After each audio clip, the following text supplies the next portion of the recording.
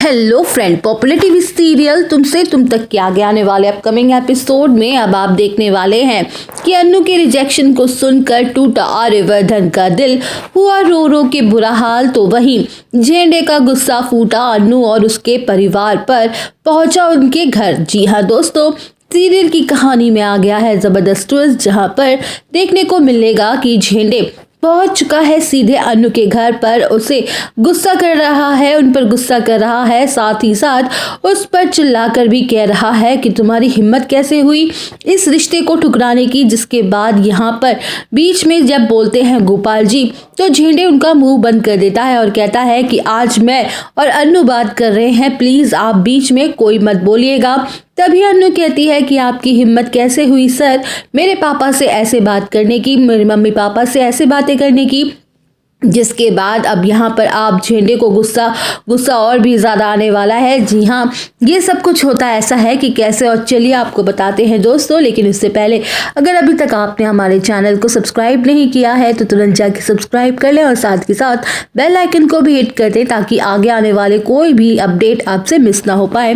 तो चलिए दोस्तों शुरू करते हैं, जहाँ आप अपकमिंग ट्रैक में आपको देखने को मिलेगा कि एक तरफ जहाँ पर आर्य तो बहुत ही ज़्यादा खुश होता है कि अन्नू ने उसके प्रपोजल को एक्सेप्ट कर लिया है और वो सारी प्लानिंग कर रहा होता है कि कैसे वो अपने घर वालों को अपने रिश्ते के बारे में बताएगा, और वह उसे लेकर घर चली गई। और जी हाँ दोस्तों, रिंग को लेकर जिसके बाद अन्नू अपने घर जाती है, अपने घर जाके अन्नू उस रिंग को दिखाती है अपने मम्मी पापा को और साफ साफ बता देती है कि कश्मीर में क्या कुछ हुआ था। जिसके बाद यहाँ पर अब अन्नू के पास कोई रास्ता नहीं होता है। दूसरी तरफ आर्य तो घर में डिनर की प्लानिंग कर रहा होता है, दोनों फैमिलीज को एक साथ लाने की प्लानिंग कर रहा होता है, जैस्मीन के फूल मंगवा रहा होता है। और जब वह निकल जाता है ऑफिस के लिए तो ये सब लोग ऑफिस में वेट कर रहे हैं होते हैं अन्नू का। तभी यहाँ पे मीरा कहती है उसे तो आदत है देर से आने की, वो तो एज यूजुअल देर से ही आएगी। तो उसके बाद वहाँ पर अन्नू की भी एंट्री होती है, जिसके बाद अन्नू वो केबिन में बुलाता है और केबिन में जाकर अन्नू आर्य बातें करते हैं, जहाँ पर वो आर्य की रिंग उसे लौटा देती है और कहती है कि हम ये रिश्ता आगे नहीं बढ़ा सकते हैं सर।